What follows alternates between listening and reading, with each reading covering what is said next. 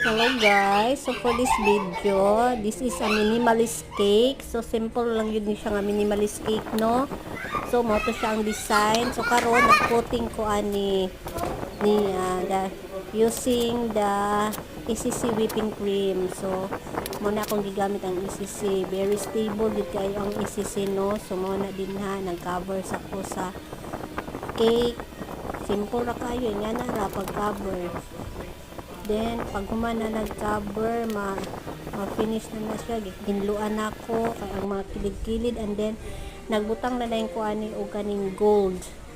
So, nagkuan ko ato dito na nagkuan ko number 38. Kaya mo may ipabutang 38 lang edad. So, ako lang gibutangan siya o kaning gold. So, ingana ra siya. Mura na siya, 38. Gikoloran na ako og gold. So, muna siya and then nag-drip po dayon ko og kaning gold ana sa kilid. After ana nga kaning human ako ang sa 38 butang og gold. Muna siya.